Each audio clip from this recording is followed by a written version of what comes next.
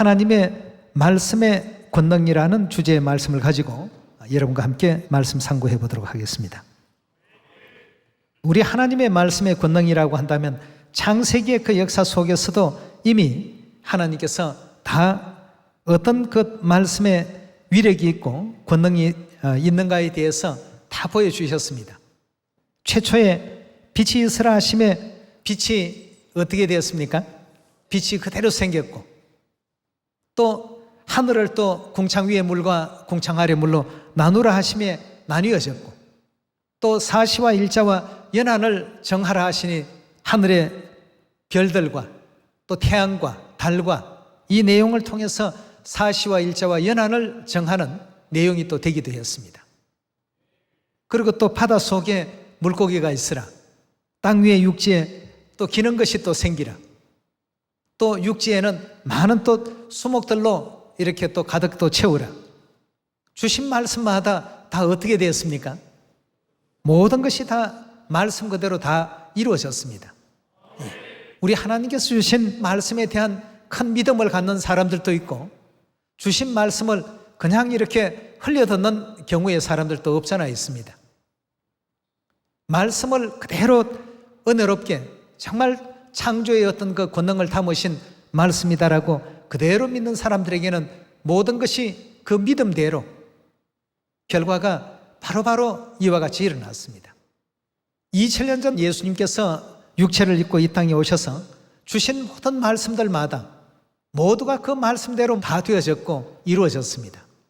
그럼 오늘날 이 성령 시대는 초림 당시보다도 더 큰 하나님의 말씀의 그 능력과 그 권세가 있다는 사실들을 믿고서 우리 모든 자녀들이 말씀의 어떤 그 권능에 항상 또 의지할 수 있고, 어린 양이 어디로 인도하든지 따르는 자들이 왜 이 땅에서 구속받은 그러한 성도의 그 판결에 들어가는가를 사도 요한을 통해서 그런 어떤 내용을 보여주신 이유들도 다시 한번 생각해 볼 수 있는 우리가 되어야 되겠습니다. 어디로 인도하든지 따른다는 것은 그 말씀의 권세와 권능을 절대적으로 믿기 때문에 어디로 인도하든지 따를 수 있는 것 아니겠습니까? 오늘 그러한 내용을 가지고 여러분들과 하나님 말씀 살펴보도록 하겠습니다. 2000년 전 상황을 먼저 한번 우리 살펴보시면서 말씀 공부 들어가 보도록 합시다. 요한복음 2장 1절의 말씀 함께 보겠습니다. 사흘 되던 날에 갈릴리 가나에 혼인이 있어 예수의 어머니도 거기 계시고 예수와 그 제자들도 혼인의 청함을 받았더니 포도주가 모자란지라. 예수의 어머니가 예수에게 이르되 저희에게 포도주가 없다 하니 예수께서 가르사대 여자여 나와 무슨 상관이 있나이까? 내 때가 아직 이르지 못하였나이다. 그 어머니가 하인들에게 이르되 너희에게 무슨 말씀을 하시든지 어떻게 하라고요? 그대로만 하라고 했습니다. 마리아가 이제 그 하인들에게 그렇게 부탁을 했습니다. 예수님께서 무슨 말씀을 너희들에게 하더라도 그대로만 따라하라고 했습니다. 6절의 말씀 보시면 거기 유대인의 결례를 따라 두세 통 드는 돌 항아리 6이 놓였는지라. 예수께서 저희에게 이르시되 항아리에 물을 채우라 하신즉 아구까지 채우니 이제는 떠서 연회장에게 갖다 주라 하니 갖다 주었더니 연회장은 물로 된 포도주를 맛보고 어디서 났는지 알지 못하되 물떠온 하인들은 알더라.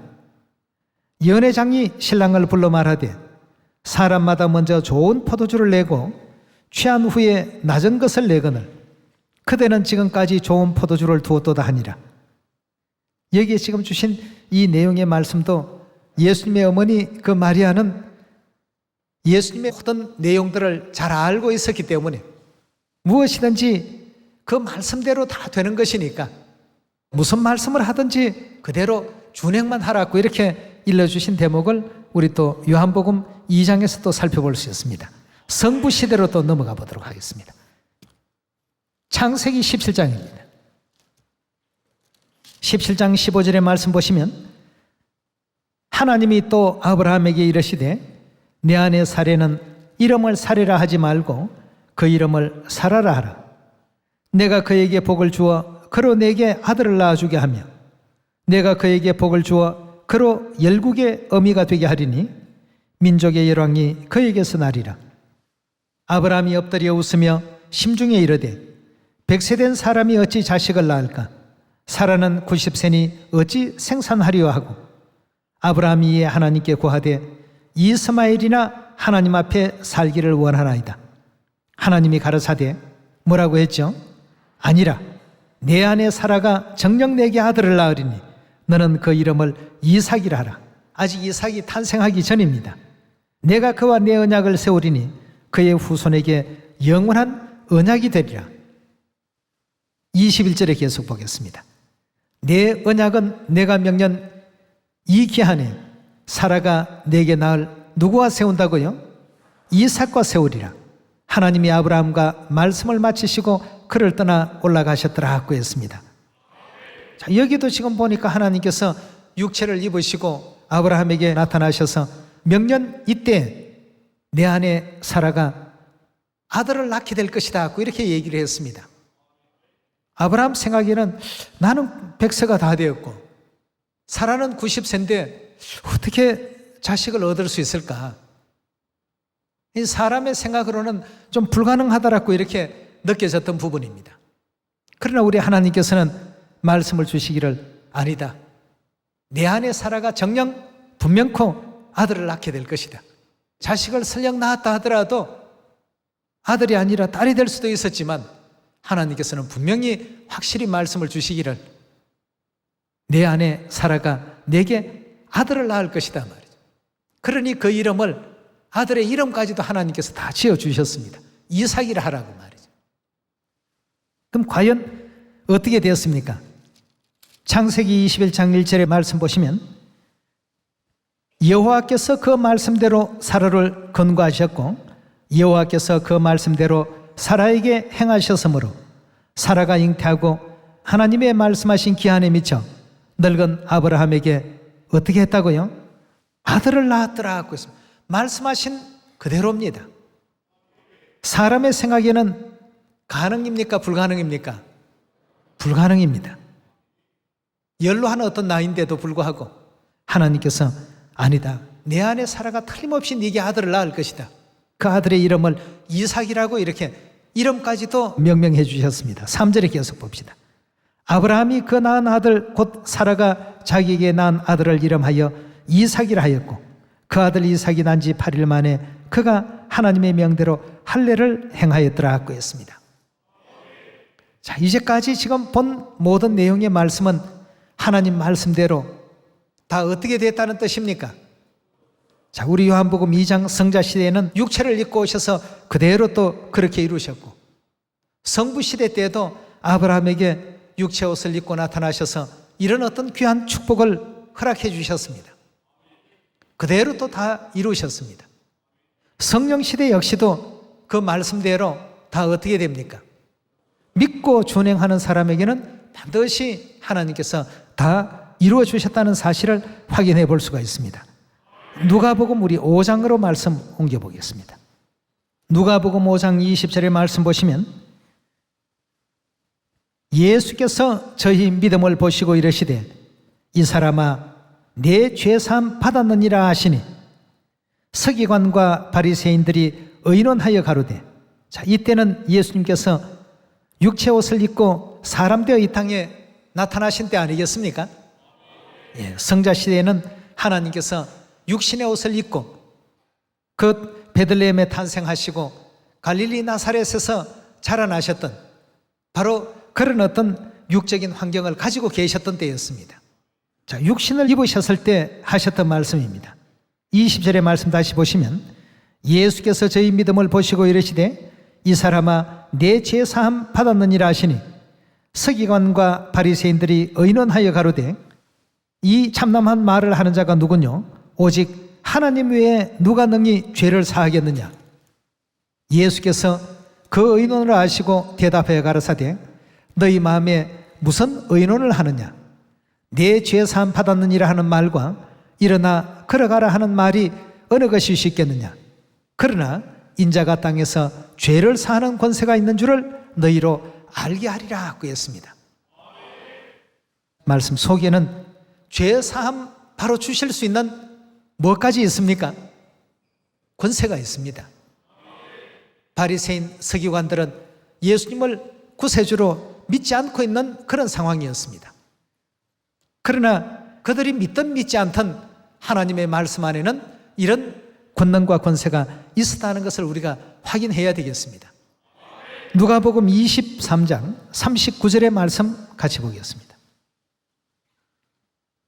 달린 행악자 중 하나는 비방하여 가로되 내가 그리스도가 아니냐 너와 우리를 구원하라 하되 하나는 그 사람을 꾸짖어 가로되 내가 동일한 정죄를 받고서도 하나님을 두려워 아니하느냐 우리는 우리의 행한 일에 상당한 보응을 받는 것이니 이에 당연하거니와 이 사람의 행한 것은 옳지 않는 것이 없나니라 하고 가로되 예수여 당신의 나라에 임하실 때 나를 생각하소서 하니 예수께서 이르시되 내가 진실로 너희에 이르노니 오늘 너가 나와 함께 낙원에 있으리라 하시니라 하고 했습니다.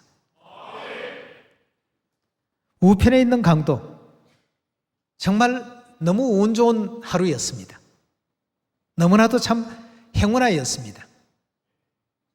왜냐하면 죄 사하는 권세를 가지신 그리스도를 가까이서 모셨기 때문에 어떤 얘기를 듣게 되었습니까? 내가 오늘 나와 함께 낙원에 있을 것이다. 그 말씀 한마디로 우편 강도는 어디에 갔습니까? 영원한 천국에 갈 수 있는 이런 귀한 축복을 받지 않았습니까? 이 당시에 예수 그리스도께서 육체를 입고 이 땅에 오셨을 때 바리새인, 서기관, 유대인 이런 사람들은 믿지 않았습니다. 그러나 예수님을 따라다녔던 그 모든 무리들은 그의 모든 말씀이 영생인 줄로 확신하고 그대로 믿고 순종했습니다.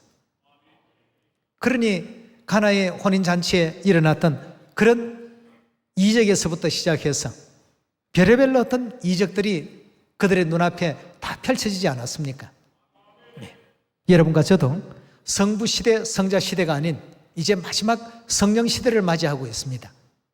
성령 시대, 성령과 신부 되신 하늘아버지, 하늘어머니께서 육체를 입으시고 우리 자녀들 구원하러 이 땅까지 오셨습니다. 육체를 입으신 모습 속에서 우리 자녀들에게 주신 모든 말씀은 바로 그대로 또 이루어지게 될 것이고 성취되게 될 것입니다.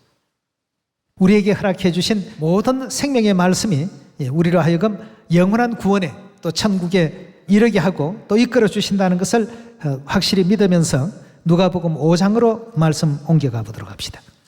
누가복음 5장 1절의 말씀 보시면 무리가 옹이하여 하나님의 말씀을 들을새 예수는 게네사렛 호숫가에 서서 호숫가에 두 배가 있는 것을 보시니 어부들은 배에 나와서 그물을 싣는지라 예수께서 한 배에 오르시니 그 배는 시몬의 배라 육지에서 조금 뛰기를 청하시고 앉으사 배에서 무리를 가르치시더니 말씀을 마치시고 시몬에게 이르시되 깊은 데로 가서 그물을 내려 고기를 잡으라. 시몬이 대답하여 가로되 선생이여 우리들이 밤이 맞도록 수고를 하였으되 얻은 것이 없지만은 무엇에 의지하겠다고요? 주신 그 말씀에 의지하여 내가 그물을 내리리다 하고 그리한즉 고기를 애운 것이 심히 많아 그물이 찢어지는지라 하고 했습니다. 자, 이런 이제 작은 어떤 내용들이 왜 이 성경 속에 이렇게 다 기록이 되어 있을까요? 무엇을 우리에게 보여주기 위한 뜻이 계십니까? 로마서 15장의 말씀 보면 지나간 모든 이런 역사는 우리들을 위한 뭐로서 기록했다고요? 교훈으로서 전부 기록했다고 했는데 이런 누가복음 5장의 이 교훈은 우리에게 어떤 것을 교훈하기 위해서 기록에 남겨놓으시고 오늘날 우리들에게 이 귀한 말씀을 전해주고 있는 것일까요? 비록 하나님께서 육체의 장막을 쓰시고 이 땅에 오셨어도 주신 모든 말씀대로 다 어찌 되고 있습니까? 다 이루어지고 있고 또 집행이 되고 있고 성취가 되고 있고 그것을 믿는 사람도 있고 믿지 않는 사람도 있습니다. 믿지 않는 사람들에게는 믿지 않는 결과가 나오고 믿는 사람에게는 믿는 대로의 결과가 나옵니다. 그래서 내 믿음대로 어떻게 하라고요? 내 믿음대로 되라고 하시는 것도 육체를 입고 이 땅에 오셔서 하신 말씀입니다. 믿음을 가져야 되겠습니다. 하나님의 말씀의 끝, 능력과 권세에 대한 믿음을 갖고서 남은 우리 복음의 그 길을 끝까지 온전히 완주할 수 있는 우리 시원의 모든 형제자매들이 다 되어주실 것을 부탁드리면서 말씀 마치도록 하겠습니다. 감사합니다.